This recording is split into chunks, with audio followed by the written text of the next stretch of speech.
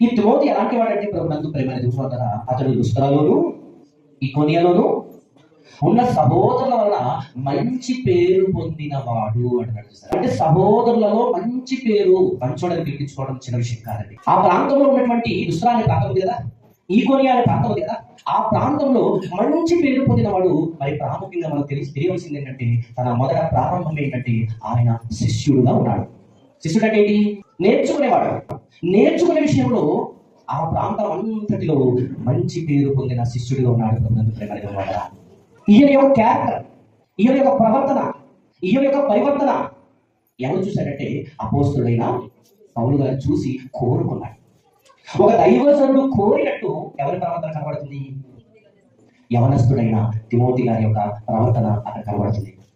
అంటే ఒక దైవజనుడు కోరుకున్న రీతిలోనే ఒక యవనస్తుడు లుస్త్రలోను ఈకోనియాలోను ఆ ప్రాంతం అంతటిలో మంచి పేరు పొందిన వాడు ఉంటున్నాడు అని అంటే ఎంతటి ప్రవర్తనలో పరివర్తన జరిగి ఉంటుంది ఒకసారి ఆలోచన చేయండి.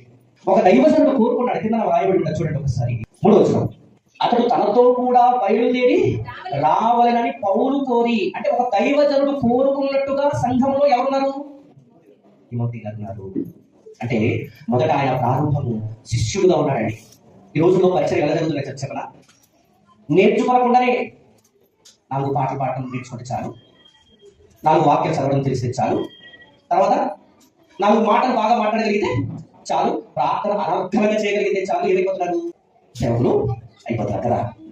కానీ తిమోతి గారు ఎలా ఉన్నారు? ఆయన ఒక దైవజనుడు కోరిన శిష్యుడుగా ఉన్నాడు. అంటే ఆయన మొదట శిష్యుడుగా ఉన్నాడు. మీరు రాసుకోవాల్సింది ఏంటంటే మొదట ఆయన స్థితి ఏంటంటే ఒక శిష్యుడుగా నేర్చుకునే వ్యక్తిగా ఉన్నాడు. ఆ నేర్చుకున్న వ్యక్తి ఏమైపోయాడు తెలుసా?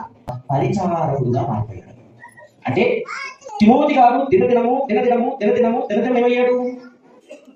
ఆత్మీయ జీవితంలో అభివృద్ధి చెంది మొదట నేర్చుకునే ఒక శిష్యుడుగా ఉన్నాడు. తర్వాత ఒక పరిచారకుడుగా మారాడు. పరిచారకుడు అంటే ఏంటి? వాక్యం చెప్పాడు నాకు కాదు.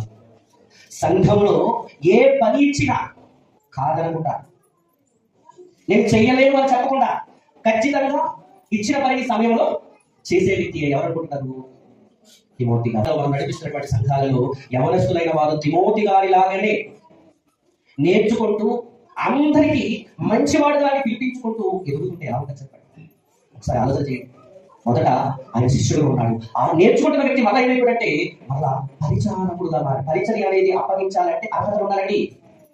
నేను చేసేస్తానంటే అవ్వదు. ఇప్పుడు మనకు వచ్చిన చిక్కేమనుకుంటున్నారు?